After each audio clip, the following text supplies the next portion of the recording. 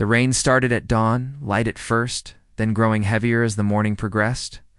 James Carter stood at his post outside Windsor Castle, his red uniform already soaked through, water dripping from the brim of his tall bearskin hat. He had been standing there for 6 hours, and he had 6 more to go. 12-hour shifts were brutal, especially in weather like this, but James never complained. Being a Queen's Guard was an honor, and he took his duty seriously. If you are enjoying this story, please subscribe and hit the bell icon, so you never miss our inspiring true stories that touch the heart. What James did not know was that this particular shift, this cold and miserable November day, would change his life forever. He did not know that the Queen herself was watching him from a window high above, or that his actions over the next few hours would lead to a moment he would never forget. James was 24 years old, a soldier in the British Army who had earned his place among the elite guards who protected the royal family. His father had been a guard before him, and his grandfather before that. The Carter family had served the crown for 3 generations, and James wore that legacy with pride. But today, standing in the pouring rain with his feet aching and his stomach empty, he wondered if his ancestors had ever felt this miserable. The tourists had mostly disappeared as the weather worsened. Usually, crowds gathered to watch the guards, to take photos and marvel at their stillness. The guards were trained to remain perfectly motionless, to ignore distractions, to be living statues. James had mastered this art. He could stand for hours without moving, his face expressionless, his eyes fixed forward. People tried everything to make the guards react. They made jokes, pulled faces, even shouted insults. James never flinched. But today was different. Today, there were no tourists to ignore, no distractions to block out. There was only the rain, the cold, and the growing concern that something was wrong inside the castle. Around mid-morning, James noticed unusual activity. Palace staff were moving quickly, their faces tense. Security personnel spoke in hushed, urgent tones. Something had happened, but James had no idea what. As a guard, he was not privy to the details of palace operations. His job was simple: stand, watch, protect. So he stood, even as the rain intensified and the wind picked up. By noon, James's legs were trembling with fatigue. The cold had seeped deep into his bones. His uniform, designed more for ceremony than comfort, offered little protection against the elements. Water had filled his boots, and every step during his brief hourly march felt like walking through mud. But he did not complain. He did not ask for relief. He simply stood. What James did not know was that inside the castle, there was a crisis. The Queen's personal physician had taken ill suddenly, and she needed someone to travel urgently to London to retrieve important medical documents. The staff was scrambling, trying to organize transportation in the terrible weather. Roads were flooding, and travel was becoming dangerous. James also did not know that the Queen had been watching him from her private study. She had noticed the young guard standing in the rain, never wavering, never seeking shelter. She had watched him for over an hour, impressed by his dedication. Most people would have found some excuse to step inside, to take a break, to escape the miserable conditions. But this young man stood firm. As the afternoon wore on, the situation inside the castle grew more urgent. The Queen's assistant was becoming increasingly worried. They needed someone reliable, someone who could be trusted with a sensitive task. Someone who would not question orders or hesitate in difficult conditions. The Queen looked out the window again at the guard standing in the rain. "Who is that guard?" she asked her assistant. "That would be Guardsman James Carter, Your Majesty. He has been on duty since 6 this morning, in this weather." "For how long?" "It is a 12-hour shift, ma'am. He will be relieved at 6 this evening." The Queen was quiet for a moment, watching James stand perfectly still despite the rain pouring down around him. "Bring him inside," she said suddenly. Her assistant looked surprised. "Your Majesty?" "Bring him inside. I wish to speak with him." The assistant hesitated, then nodded and left the room. This was highly unusual. The Queen rarely interacted directly with the guards, and certainly not in the middle of their shifts. But when the Queen gave an order, it was followed. Outside, James was beginning to feel dizzy. He had not eaten since for that morning before his shift began. The combination of hunger, cold, and exhaustion was taking its toll. But he locked his knees, kept his eyes forward, and continued to stand. This was his duty. This was what it meant to be a guard. Suddenly, a palace official approached him, moving quickly despite the rain. James's training told him not to acknowledge the man's presence, to remain still and focused. But then the official spoke directly to him. "Guardsman Carter, you are to come with me immediately. The Queen wishes to see you." James felt his heart skip a beat. The Queen wished to see him? This had to be a mistake. Guards did not meet the Queen. Not like this, not suddenly, and without warning. He wondered if he had done something wrong, if he was about to be reprimanded for some error he was not aware of. "Oh. Guardsman," the official said, his tone urgent but not unkind. James followed protocol, executing a perfect about-face and falling in step behind the official. They moved quickly through a side entrance into the castle, out of the rain at last. James's boots squelched with every step, leaving wet footprints on the pristine floors. He felt suddenly self-conscious. Aware of how bedraggled he must look, his uniform soaked, his face red from the cold. They walked through corridors James had never seen before, deeper into the private areas of the castle. His mind raced with questions. Why did the Queen want to see him? What had he done? Where were they going? But he asked nothing, simply followed, his military training overriding his curiosity and growing nervousness. Finally, they stopped outside a door. The official knocked softly, then opened it and gestured for James to enter. James stepped inside, his heart pounding, and found himself face to face with Queen Elizabeth II herself. James Carter had imagined meeting the Queen many times in his life. Every British soldier did. But in his imagination, it had always been formal, ceremonial, perhaps a medal presentation or an official inspection. He had never imagined standing before her, soaking wet, exhausted, and completely unprepared. Queen Elizabeth II sat at her desk, papers spread before her, reading glasses perched on her nose. She looked up as James entered, and for a moment he forgot to breathe. This was the woman whose image appeared on every coin and stamp in Britain. The woman his family had served for 3 generations. The woman who had reigned longer than he had been alive. "Your Majesty," James managed, bowing deeply despite his trembling legs. "Guardsman Carter," the Queen said, her voice calm and measured. "Please, stand at ease. You have been standing quite long enough already, I should think." James shifted to a more relaxed position, though nothing about this situation felt relaxing. He was acutely aware of the water still dripping from his uniform, of the puddle forming around his boots on the expensive carpet. The Queen studied him for a moment, her expression unreadable. "I have been watching you from my window this morning. You have been standing in that dreadful rain for over 7 hours now. Is that correct?" "Yes, Your Majesty. It is my duty." "And you never once sought shelter, never once appeared to falter." James did not know how to respond to that, so he simply said, "No, Your Majesty." The Queen nodded slowly. "Tell me, Guardsman Carter, why did you join the Guards?" The question caught James off guard. He had expected many things from this encounter, but not a personal conversation. "My father was a guard, Your Majesty, and my grandfather before him. It is a family tradition. But more than that, it is an honor to serve the crown, to be trusted with your protection." "Your father was Harold Carter?" James felt surprise ripple through him. "Yes, Your Majesty." "You knew him?" "I remember him. A good man, very dedicated. He once stood guard during a terrible storm, much like this one. Refused to be relieved early, despite the conditions.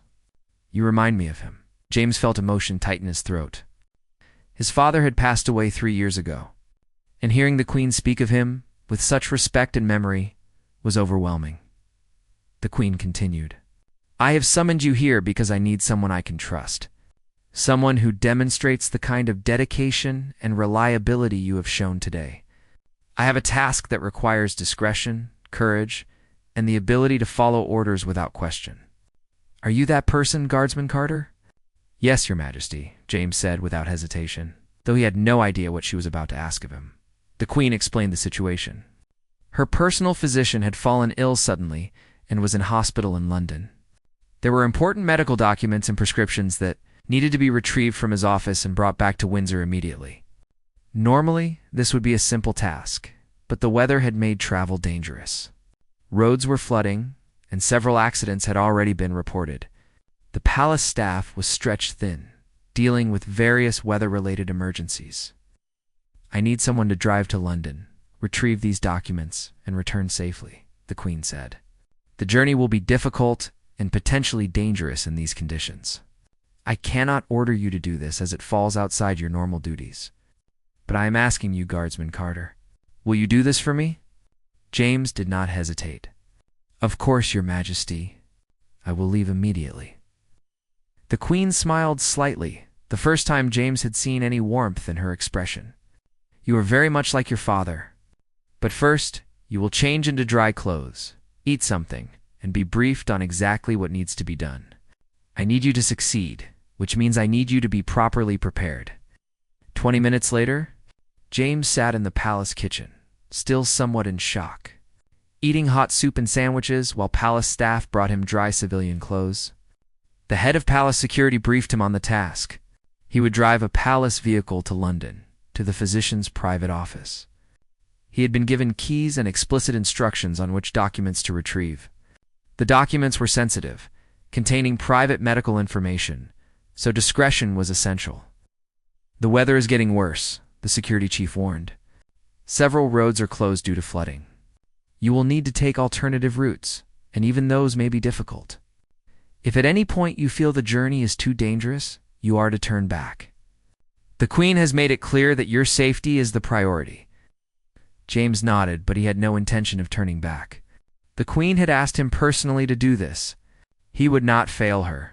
The drive to London was treacherous. The rain was relentless, and visibility was poor. James drove carefully, but steadily, navigating around flooded roads and fallen debris. What should have been a 90-minute journey took nearly 3 hours. His hands were white-knuckled on the steering wheel, his eyes straining to see through the sheets of water cascading down the windshield. Twice, he encountered roads that were completely impassable and had to find alternative routes. Once, he helped push another car that had stalled in standing water, getting soaked again in the process. But he kept going. Driven by a sense of duty and the weight of the Queen's trust, when he finally reached the physician's office in central London, James felt a wave of relief. He used the keys he had been given, located the documents exactly where he had been told they would be, and secured them in a waterproof case the palace had provided. The return journey was even worse. The weather had deteriorated further and darkness was falling. James drove with intense concentration, every muscle tense, aware that he was carrying documents the Queen needed urgently. He could not afford to have an accident, could not afford to fail. At one point, traffic came to a complete standstill. A major road had flooded, and emergency services were directing all vehicles to turn around. James sat in the stationary traffic, watching the minutes tick by, feeling frustration and worry building. He was so close, but the delays were mounting. He pulled out a map and studied it carefully. There was a smaller, less direct route he could take. It would add time, but it would bypass the flooded area. James made the decision and carefully maneuvered the car out of the traffic jam, heading for the alternative route. This road was narrow and winding, clearly not designed for heavy traffic. But it was passable and it was moving. James drove on, his exhaustion forgotten, focused entirely on completing his mission. Finally, after 6 hours on the road, James saw the lights of Windsor Castle ahead. He had made it. Despite the weather, despite the obstacles, despite his exhaustion, he had succeeded. As he drove through the castle gates, James felt a profound sense of accomplishment. He had been trusted with an important task by the Queen herself, and he had not let her down. He delivered the documents to the waiting palace staff, who seemed relieved and impressed that he had made it back safely. Then finally, James was allowed to rest. He was given a room in the staff quarters, and he collapsed onto the bed. utterly exhausted but deeply satisfied. What James did not know was that his day was not quite over yet. The Queen had one more surprise for him. James woke to a soft knock on his door.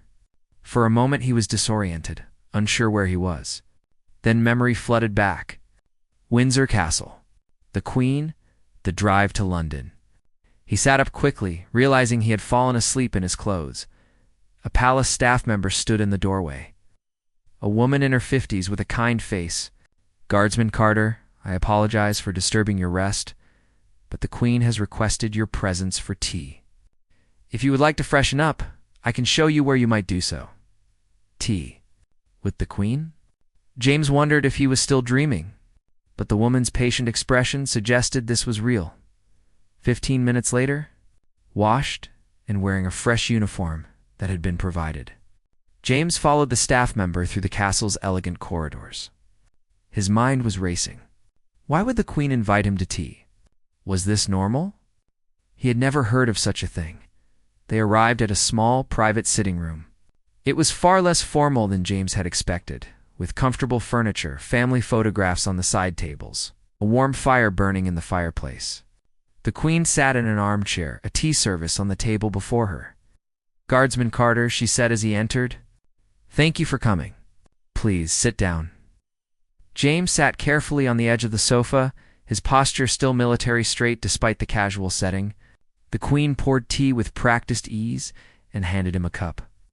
"You must be wondering why I have asked you here," she said, adding milk to her own tea. "Yes, Your Majesty. You completed the task I set you, and you did so admirably. My staff tells me the journey was even more difficult than anticipated, yet you persevered. The documents you retrieved were indeed urgently needed, and thanks to you, we have them. For that, you have my sincere gratitude. It was my honor to serve Your Majesty." The Queen smiled slightly. "Yes, I believe you mean that quite genuinely. But gratitude alone seems insufficient. You have gone well beyond your duties today, and I believe that deserves recognition. However, formal recognition, medals, and ceremonies takes time to arrange. So I thought a personal thank you was in order." James was stunned. The Queen of England was personally thanking him over tea. This was beyond anything he could have imagined when he woke up that morning to begin his shift in the rain. "Tell me about yourself, Guardsman Carter," the Queen said, settling back in her chair. "Beyond your family's tradition of service, what drives you? What do you hope for your future?" The question was so unexpected, so personal, that James hesitated. He had never imagined having a real conversation with the Queen, but her expression was genuinely interested, and he found himself answering honestly. "I've always wanted to serve Your Majesty, not just as a guard, but in ways that make a real difference. My father used to tell me that true service is not about standing in a uniform, though that matters too. It is about being there when you are needed most, about doing what is right, even when it is difficult. I want to live up to that ideal." The Queen nodded thoughtfully. "Your father was a wise man, and you are wise to listen to his counsel. Service takes many forms, Guardsman Carter. Today, you stood for hours in terrible weather, doing your duty without complaint. Then, when asked, you undertook a difficult and potentially dangerous journey because it was needed. That is the essence of service. Not seeking glory or recognition, but simply doing what needs to be done." They talked for nearly an hour. The Queen asked about his life, his training, his experiences as a guard. She shared stories about other guards she had known over her long reign, including his father and grandfather. She spoke with warmth and humor, and James found himself relaxing, forgetting for moments that he was speaking with the monarch. "There is something I want you to understand, Guardsman Carter," the Queen said as their conversation drew to a close. "You stood guard for 12 hours today, most of it in miserable conditions. No one would have blamed you for seeking relief, for asking to be replaced early. But you did not. You stood firm because it was your duty. That kind of dedication cannot be taught. It comes from within, from character. You have character, young man, and that is rarer and more valuable than you might think." She paused, then continued, "I want you to know that your service today, both as a guard and in retrieving those documents, has not gone unnoticed. I will be recommending you for commendation. But more than that, I will be watching your career with interest. I believe you have the potential for significant service to the crown, and I want to ensure you have opportunities to fulfill that potential." James felt overwhelmed. "Your Majesty, I do not know what to say. Thank you seems inadequate. Thank you is always adequate when it is sincere. Now you must be exhausted. Return to your quarters and rest. You have certainly earned it." James stood, bowed, and turned to leave. But at the door he paused and looked back. The Queen was watching him, and in her eyes he saw something he had not expected. Genuine respect. "Your Majesty," he said, "may I ask you something?" "Of course. Why me?" "There are hundreds of guards. Why did you choose me for this task?" The Queen considered the question carefully. "Because I watched you stand in the rain for hours, never wavering, never complaining. I saw dedication, reliability, and strength of character. Those are the qualities I needed for the task at hand. But I also saw something else.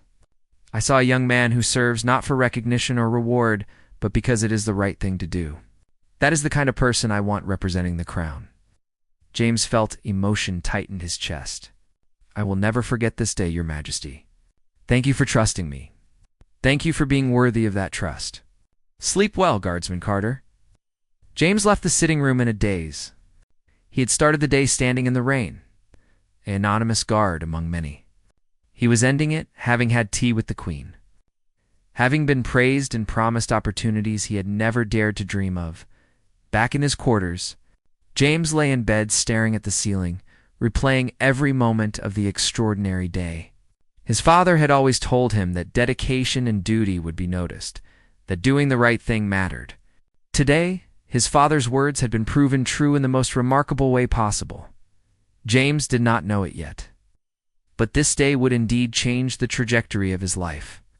The Queen's words about watching his career were not empty promises. She would remember Guardsman James Carter. She would keep her word about providing opportunities. But for now, exhausted and overwhelmed, James simply felt grateful. Grateful for his father's example, grateful for the opportunity to serve, and grateful for a Queen who noticed the dedication of a young guard standing in the rain as sleep finally claimed him. James's last thought was of his father. He wished his father could have known about this day, could have seen the Queen remember him with such respect, could have known that his son had made him proud. But somehow, James felt his father did know, and that knowledge brought a deep sense of peace as he drifted off to sleep. The sound of rain still pattering against the window, washing away the difficulties of the day and leaving only the glow of an encounter he would treasure for the rest of his life. 3 months passed, and James had almost convinced himself that the extraordinary day with the Queen had been a singular event, a once-in-a-lifetime experience that would live only in his memory. He had returned to his regular duties, standing guard at various royal residences, performing ceremonial functions, and living the disciplined life of a soldier. But the Queen had not forgotten him. It was a Tuesday morning when James was summoned to his commanding officer's office. Colonel Davies was a stern man in his 50s, a career military officer who rarely showed emotion. But when James entered his office, there was something unusual in the colonel's expression. Respect, perhaps even a hint of curiosity. "Guardsman Carter, please sit down." James sat, his mind racing through possibilities. Had he done something wrong? Was this about a new assignment? "I have received a rather unusual communication from the palace," Colonel Davies said, holding up an official-looking document. "It seems the Queen has taken a personal interest in your career. She has specifically requested that you be assigned to her personal security detail for an upcoming state visit."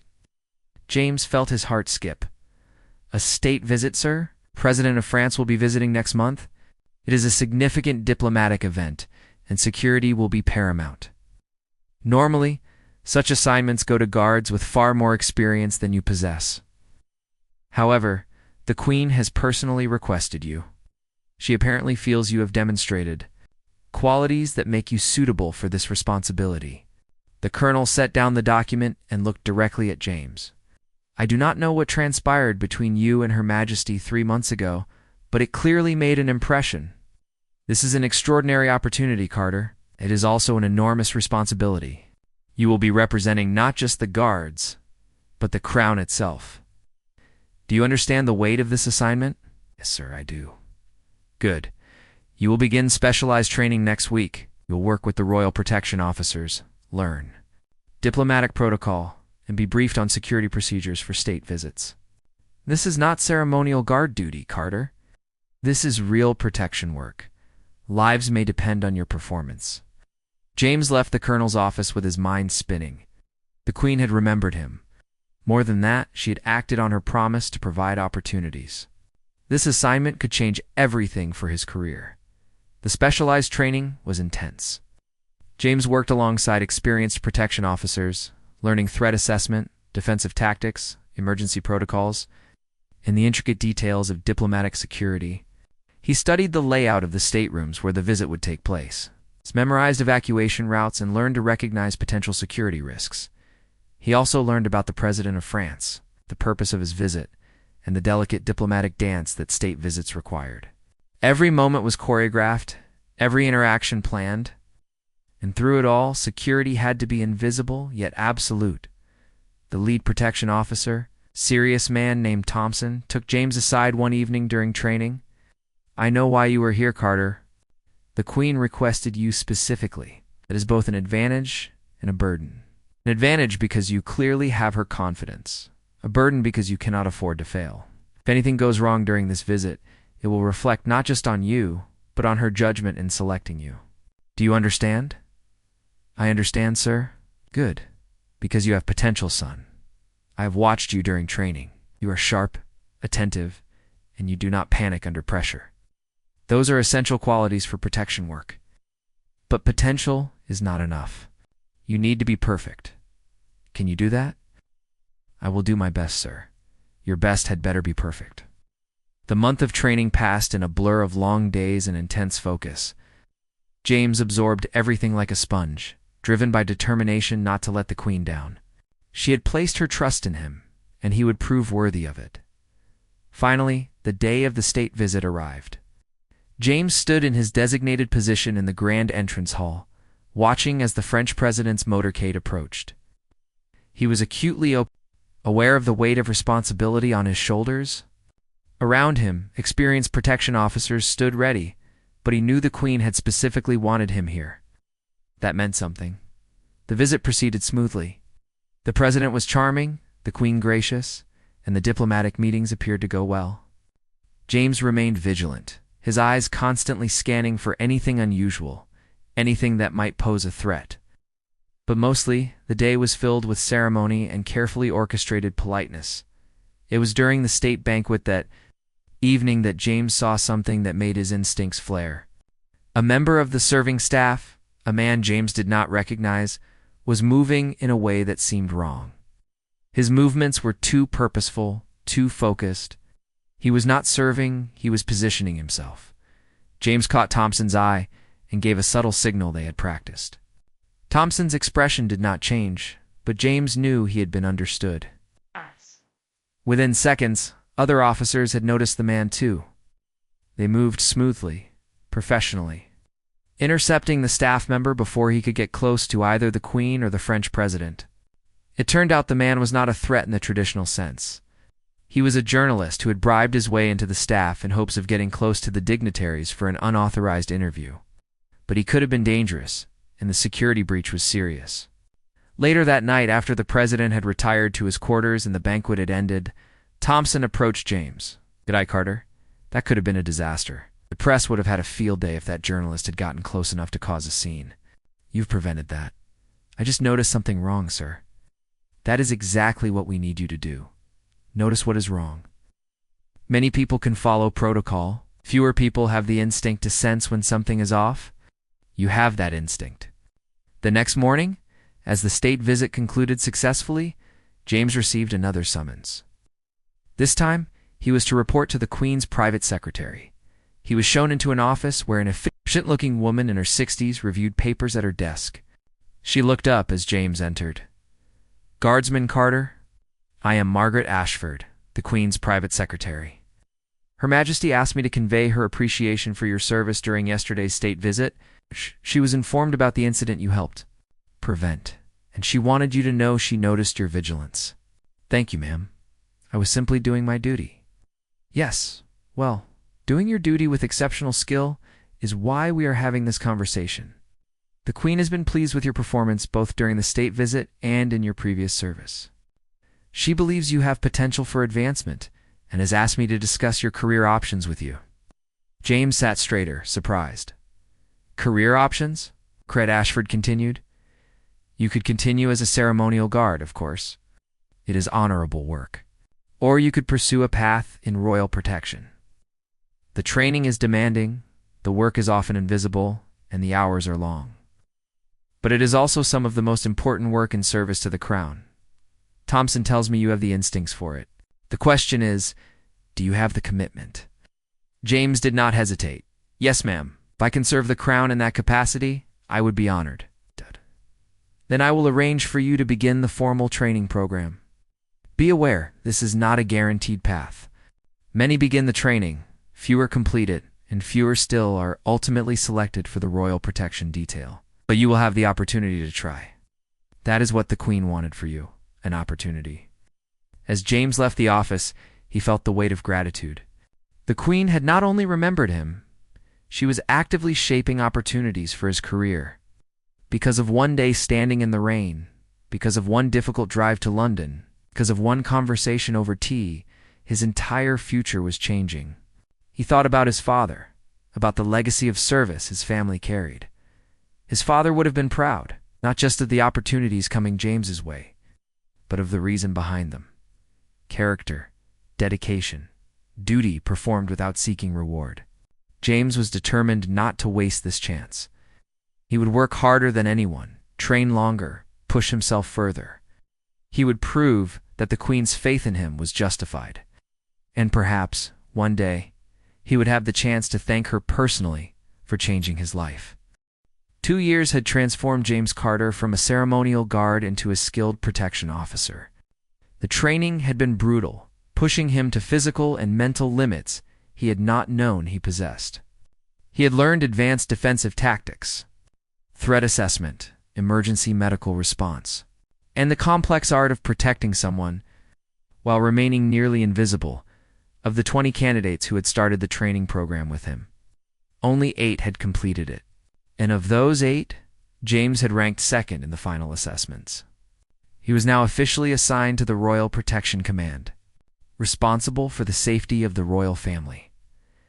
But James had still not had another personal interaction with the Queen since that day over tea 2 years ago. He saw her frequently, of course. He was often assigned to her protection detail for various events and engagements. But there was always distance, the professional boundary between monarch and protector. James sometimes wondered if she even remembered him specifically, or if he had become just another face in the security team. He was about to discover that the Queen remembered everything. It was late spring when James was assigned to accompany the Queen on a private visit to a children's hospital. This was not a major public event, just a quiet visit to bring some joy to sick children. The security detail was small, just 3 protection officers, including James, plus the Queen's lady-in-waiting. The visit was moving. The Queen spent time with each child, speaking gently, listening to their stories, bringing smiles to faces that had known too much pain. James watched from his position near the door, struck by the genuine warmth and care she showed. This was not performance or duty. This was compassion, as they prepared to leave one of the young patients. 7-year-old boy named Thomas, who was recovering from a serious surgery, suddenly collapsed. Alarms sounded, and medical staff rushed in. But in the first crucial seconds, before the doctors arrived, it was James who moved. His medical training kicked in automatically. He assessed the situation, checked the boy's breathing and pulse, and began emergency procedures. The child had stopped breathing, and James immediately started CPR, his hands steady. His mind focused entirely on keeping this child alive. The medical team arrived within 90 seconds. Taking over from James, they worked on young Thomas for several tense minutes before stabilizing him and rushing him to intensive care. Throughout it all, the Queen stood calmly to the side, her face pale but composed. Watching everything once, the immediate crisis had passed, and they were informed that Thomas would survive. The Queen turned to James. "Walk with me, please." Officer Carter. They walked through the hospital corridors, the other protection officers maintaining a discreet distance. For a long moment, the Queen said nothing. Then, quietly, she spoke. "You saved that child's life. I did what I was trained to do, Your Majesty." "Yes, but training is one thing. Acting under pressure, with a life in your hands, that is quite another. Many people freeze in such moments. You did not." They reached a small garden area outside the hospital. The Queen sat on a bench, and after a moment's hesitation, James sat beside her, though at a respectful distance. "Do you know why I took a personal interest in your career 2 years ago?" the Queen asked. "I assumed it was because I completed the task you gave me, Your Majesty." "Partly. But more than that, I saw something in you that day you stood in the rain. I saw someone who does what needs to be done, not because it will be noticed or rewarded, but because it is right. That quality is rarer than you might think, especially in positions of service." She paused, looking out at the garden. "I have met thousands of people in my role as Queen. Most are competent, many are dedicated, some are exceptional. But only a few have that quality of selfless service that transcends duty. Your father had it. You have it. And today, you proved it again." James felt emotion tighten his throat. "Thank you, Your Majesty. That means more than I can express. I want you to understand something, Officer Carter. The work you do, the service you provide, it matters more than you realize. Not just the protection, though that is vital, but the example you set, the way you conduct yourself, the character you demonstrate. These things ripple outward in ways you cannot see." James nodded, not trusting himself to speak. "Today you saved a child's life. That child will grow up, will have experiences and relationships, will perhaps have children of his own, all because you knew what to do and had the courage to act. Do you see? Your actions today will echo through that family for generations." "I had not thought of it that way, Your Majesty. Most people do not. They see only the immediate moment, the immediate task. But I have lived long enough to understand that every action, every choice, creates ripples that spread far beyond what we can see." She turned to look directly at James. 2 years ago, I watched you stand in the rain. I made a choice to speak with you, to give you a task to support your career. Today, because of that chain of events, a child lives who might have died. I could not have foreseen that outcome, but I trusted my instinct about your character, and my trust was justified." The Queen stood, and James rose with her. "I want you to know that I will continue to take an interest in your career, not because I require anything from you, but because I believe you have the potential to do great good in service to others. Never lose sight of why you serve, Officer Carter. Not for recognition, not for advancement, but because it is the right thing to do. I will not forget, Your Majesty. I promise you that." They walked back inside, and the moment of intimacy passed. The Queen returned to being the monarch, James to being the protection officer. But something had shifted between them. A connection had been acknowledged, a bond of mutual respect confirmed. In the days that followed, James could not stop thinking about the Queen's words, ripples spreading outward, actions echoing through time. He had never considered his work in those terms, but now he could not see it any other way. A week later, James received word that young Thomas had made a full recovery. His parents sent a letter through official channels, thanking James for saving their son's life. Reading their words of gratitude, understanding the depth of their relief and joy, James finally grasped what the Queen had been trying to tell him. This was not just about duty or training. It was about the profound impact one person could have on another's life. His career continued to advance. James became one of the youngest senior protection officers in the Royal Protection Command. He was assigned to increasingly important duties, trusted with greater responsibilities. But he never forgot the lessons he had learned. Stand firm when conditions are difficult. Do what needs to be done without seeking recognition. Act with courage when others hesitate. Serve not for reward, but because it is right. 3 years after the hospital incident, James was assigned as one of the lead protection officers for a major royal tour abroad. It was a position of enormous trust, and James felt the weight of the responsibility. The tour would take them through several countries, each with its own security challenges. The night before they were to depart, James received an unexpected summons. The Queen wished to see him privately. He arrived at her study, and she invited him in with a warm smile. "Officer Carter, please sit. I wanted to speak with you before tomorrow's departure." "Of course, Your Majesty." "This tour will be demanding. Long days, complex security situations, and the constant vigilance your role requires. I have every confidence in you, but I wanted you to know that I am aware of the challenges you will face." "Thank you, Your Majesty. I am honored to be selected for this assignment." The Queen was quiet for a moment, studying him. "You have come a long way from the young guard I met 5 years ago. You have grown not just in skill, but in wisdom and maturity. Your father would be immensely proud of you." James felt tears threaten but kept his composure. "I hope so, Your Majesty. I try every day to live up to the example he set. You do more than that. You have created your own legacy of service." She reached into her desk and pulled out a small box. "I want to give you something. It belonged to your father. After he passed away, it was returned to palace archives, but I believe it should be with you now." She handed James the box. Inside was a medal, his father's service commendation, along with a handwritten note. James recognized the handwriting immediately. It was the Queen's own hand. The note read, "Harold Carter served with distinction, honor, and unwavering dedication. His service exemplified the best of what it means to protect the crown. He will be remembered." "Your father received this commendation the year before he died," the Queen explained. "I wrote that note myself because his service had been exceptional. Now I see that same exceptional service in his son.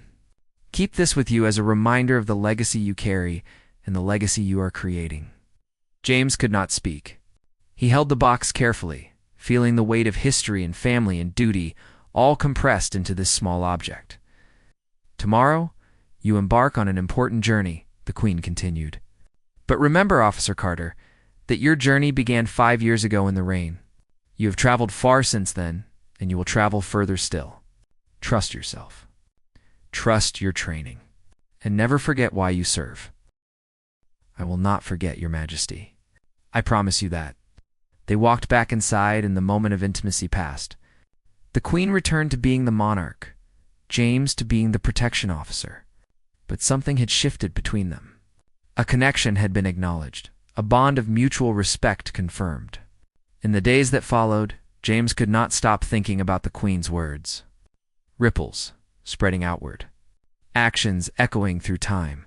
He had never considered his work in those terms, but now he could not see it any other way. A week later, James received word that young Thomas had made a full recovery. His parents sent a letter through official channels, thanking James for saving their son's life. Reading their words of gratitude, understanding the depth of their relief and joy, James finally grasped what the Queen had been trying to tell him. This was not just about duty or training. It was about the profound impact one person could have on another's life. His career continued to advance. James became one of the youngest senior protection officers in the Royal Protection Command. He was assigned to increasingly important duties, trusted with greater responsibilities. But he never forgot the lessons he had learned. Stand firm when conditions are difficult. Do what needs to be done without seeking recognition. Act with courage when others hesitate. Serve not for reward, but because it is right. 3 years after the hospital incident, James was assigned as one of the lead protection officers for a major royal tour abroad. It was a position of enormous trust, and James felt the weight of the responsibility. The tour would take them through several countries, each with its own security challenges. The night before they were to depart, James received an unexpected summons. The Queen wished to see him privately. He arrived at her study, and she invited him in with a warm smile. "Officer Carter, please sit. I wanted to speak with you before tomorrow's departure." "Of course, Your Majesty. This tour will be demanding. Long days, complex security situations, and the constant vigilance your role requires. I have every confidence in you, but I wanted you to know that I am aware of the challenges you will face. Thank you, Your Majesty. I am honored to be selected for this assignment." The Queen was quiet for a moment, studying him. "You have come a long way from the young guard I met 5 years ago. You have grown not just in skill, but in wisdom and maturity. Your father would be immensely proud of you." James felt tears threaten, but kept his composure. "I hope so, Your Majesty. I try every day to live up to the example he's set." "You do more than that. You have created your own legacy of service." She reached into her desk and pulled out a small box. "I want to give you something. It belonged to your father. After he passed away, it was returned to palace archives, but I believe it should be with you now." She handed James the box. Inside was a medal, his father's service commendation, along with a handwritten note. James recognized the handwriting immediately. It was the Queen's own hand. The note read, "Harold Carter served with distinction, honor, and unwavering dedication. His service exemplified the best of what it means to protect the crown. He will be remembered." "Your father received this commendation the year before he died," the Queen explained. "I wrote that note myself because his service had been exceptional. Now, I see that same exceptional service in his son. Keep this with you as a reminder of the legacy you carry and the legacy you are creating." James could not speak. He held the box carefully, feeling the weight of history and family and duty all compressed into this small object. "Tomorrow, you embark on an important journey," the Queen continued. "But remember, Officer Carter, that your journey began 5 years ago in the rain. You have traveled far since then, and you will travel further still. Trust yourself. Trust your training, and never forget why you serve." "I will not forget, Your Majesty. Thank you for everything you have done for me, for the opportunities you have given me, for believing in me when I was just a young guard standing in the rain." The Queen smiled. "I saw something in you that day that was worth believing in. Time has proven I was right. Now go, prepare for tomorrow, and know that you carry my complete confidence." James left the study holding the box containing his father's medal, feeling the profound connection between past and present, between his father's service and his own. The Queen had not just given him opportunities, she had helped him understand the deeper meaning of service. The way actions ripple through time, the importance of character over accomplishment. That night, James placed his father's medal beside his own commendations. 2 generations of service, 2 men dedicated to the same ideals, connected across time by a queen who understood the value of seeing potential in people and nurturing it. Tomorrow, he would embark on the royal tours, one of the most important assignments of his career. But tonight, he simply felt grateful. Grateful for his father's example, grateful for the Queen's guidance, and grateful for the opportunity to serve with honor and dedication. The rain had stopped falling 5 years ago, but its effects continued to ripple outward, shaping a life, creating opportunities, and proving that sometimes standing firm through a storm is exactly what leads to sunshine. 10 years had passed since that rainy day when James Carter first met the Queen. He was 34 now, one of the most respected protection officers in the Royal Protection Command. The young guard who had stood trembling in the rain had become a confident, skilled professional, trusted with the safety of the royal family's most important members. But time had taken its toll on others. The Queen, now in her 90s, had slowed considerably. She still performed her duties with the same dedication James had always admired. But her public appearances had become less frequent. The palace had become quieter, more reflective, as everyone who served her understood that an era was drawing toward its inevitable close. James had been promoted to head of her personal protection detail 3 years earlier, a position of ultimate trust. He coordinated all security arrangements, managed a team of officers, and was personally responsible for the Queen's safety during every public and private engagement. It was exhausting work, but James would not have traded it for anything. One autumn evening, as James completed his rounds and prepared to hand over to the night shift, he received an unexpected message. The Queen wished to see him in her private sitting room. It was late, and this was unusual. But James went immediately. He found her sitting by the fire, a blanket over her knees, looking smaller and more fragile than he had ever seen her. But her eyes were still sharp, still full of intelligence and awareness. "Officer Carter, thank you for coming. Please sit with me for a moment." James sat in the chair opposite her, concerned. "Is everything all right, Your Majesty?" "Everything is as it should be," she said with a slight smile. "I am old, James. I may call you James. We have known each other long enough, I think, to dispense with excessive formality in private moments. Of course, Your Majesty. I have been thinking about legacies lately, about what we leave behind when we are gone. I have reigned for a very long time, and I have tried to serve with dedication and duty. But I have also tried to do something else. I have tried to see people, really see them, and to help them become the best versions of themselves. You are one of the people I saw, James."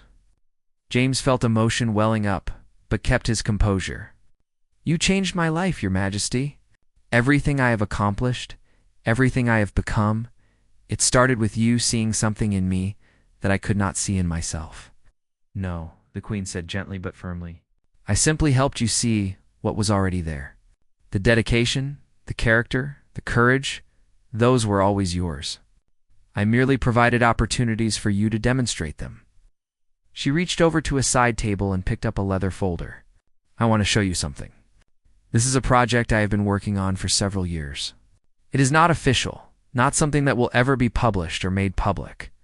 It is simply for myself, a way of remembering." She opened the folder and showed James pages of handwritten notes. Dozens of them, each describing a person she had encountered during her reign. Guards, staff members, ordinary citizens she had met during public engagements. Each entry described how she had noticed something special in them, what she had done to help, and what had become of them. James's breath caught as he found an entry about himself. The Queen's handwriting described the day she had watched him standing in the rain. Her decision to bring him inside, the qualities she had observed, and her subsequent actions to support his career. But it also included updates over the years, noting his progress, his accomplishments, even the incident where he had saved young Thomas's life. "You have been keeping track of me all these years. Not just you, many people. I wanted to remember the individual lives I have touched, the people behind the titles and positions. You are one of my success stories, James, one of the people I am most proud to have helped." She closed the folder and set it aside. "I am telling you this because I want you to understand something important. My reign will end. That is the nature of life. But the things that matter most, the impacts we have on individual lives, those continue. You will continue long after I am gone. And the example you set, the people you help, the lives you touch, those will continue after you. That is the real legacy, James. Not monuments or ceremonies, but the ripples we create in other people's lives." James could not hold back tears anymore. "Your Majesty, I do not know how to thank you for everything you have done for me. You thank me by continuing to serve with the same dedication and character you have always shown. You thank me by being there for others the way I was there for you. You thank me by remembering that service is not about grand gestures, but about seeing people, truly seeing them, and helping them become who they are meant to be." They sat together in comfortable silence for a while, the fire crackling softly. Finally, the Queen spoke again, her voice quieter now. "There is something else I want you to know. I have recommended you for a significant honor. It will be announced next month. I cannot tell you the details yet, but I want you to know it is coming, and it is well deserved. Your Majesty, I do not serve for honors. I know you do not. That is precisely why you deserve them. The people who truly merit recognition are usually the ones who never seek it." She smiled warmly. "My father once told me that the measure of a life well lived is not what you achieve for yourself, but what you enable others to achieve. You have enabled me to feel safe, to do my duty without fear, to focus on the work that matters. That is no small thing, James." In the weeks that followed, James noticed the Queen becoming more reflective, more focused on ensuring that everything was in order. She spent time with each member of her family, with key staff members, tying up loose ends and saying things that needed to be said. The honor she had mentioned was indeed announced. James was appointed to the Royal Victorian Order, one of the most prestigious personal awards the Queen could bestow. The investiture ceremony was small and private, held at Windsor Castle with only close family and staff present. As the Queen presented him with the medal, she spoke quietly so only he could hear, for exceptional service and dedication. But more than that, for being exactly the kind of person this world needs more of. James bowed deeply, overwhelmed by emotion. "Thank you, Your Majesty, for everything." 2 years later, the news that the nation had long dreaded finally came. Queen Elizabeth II had passed away peacefully at Balmoral, surrounded by her family. The country went into mourning, and James felt as though he had lost not just his queen, but a mentor, a guide, and someone who had fundamentally shaped who he had become. At her funeral, James was honored to be part of the guard detail, standing watch over her coffin during the lying in state. As millions of people filed past to pay their respects, James stood perfectly still, just as he had stood in the rain all those years ago. But now he understood something he had not understood then. Standing guard was not about being a statue. It was about being present, being dedicated, being willing to serve regardless of conditions or recognition. After the funeral, as James prepared to return to his regular duties under the new king, he received a letter. It had been written by the Queen months before her death, to be delivered to him after she was gone. The letter was handwritten, in the same elegant script James had seen in her private project folder. It read, "Dear James, if you are reading this, then I have completed my service and moved on to whatever comes next. I wanted to leave you with some final thoughts. You came into my life as a young guard standing in the rain, demonstrating dedication that caught my attention. Over the years, you have become so much more. You have become a symbol of what service truly means, not just to me, but to everyone who has worked alongside you. I am proud of you, proud of the man you have become, and proud to have played a small part in your journey. But remember this, your journey is not over. You have many more years of service ahead, many more lives to touch, many more ripples to create. Continue to see people the way I tried to see you. Continue to help others become their best selves. Continue to stand firm when conditions are difficult. That is the legacy I hope to leave through people like you. Thank you for your service, your dedication, and your friendship. You made my final years feel safer and more meaningful. With deep appreciation and respect, Elizabeth R." James read the letter 3 times, tears streaming down his face. Then he carefully folded it and placed it in a frame beside his father's medal and his own commendations. 3 generations of service, connected by dedication, honor, and the profound impact one person could have on another. The next day, James reported for duty as head of protection for the new king. Life went on. Service continued. But James carried the Queen's words with him. A final gift from a monarch who had understood that the greatest legacy is not what you accomplish yourself, but what you inspire in others. He thought about the young guard he had been, standing in the rain, invisible and unnoticed. He thought about the Queen watching from her window, choosing to see potential where others saw nothing. He thought about how one conversation, one act of recognition, one investment in another person's future had changed everything. And James made a promise to himself and to the memory of the Queen. He would do the same for others. He would watch for people demonstrating character and dedication. He would create opportunities for them. He would help them see their own potential. The ripples would continue. That evening, as James walked through the palace corridors, he passed a young guard standing at attention. The guard was new, clearly nervous, trying hard to stand perfectly still. James paused and looked at him, really looked at him, the way the Queen had looked at James all those years ago. "What is your name, guardsman?" James asked. "Guardsman Michael Thompson, sir," the young man replied, surprise evident in his voice that a senior officer was speaking to him. "You are doing well, Thompson. Stand firm. Your dedication is noticed." The young guard's eyes widened slightly, and James saw something familiar in his expression. Hope, pride, determination renewed. James walked on, smiling to himself. The Queen had been right. the ripples continued. The legacy lived on, not in monuments or ceremonies, but in individual lives touched, potential recognized, and futures shaped by those who chose to see and to serve. He had stood guard for 12 hours in the rain, and the Queen had appeared before him. That moment had changed his life.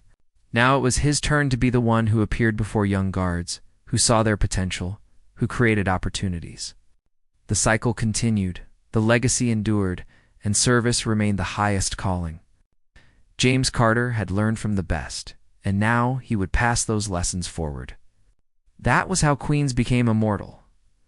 Not through their reigns, but through the lives they touched and the examples they set.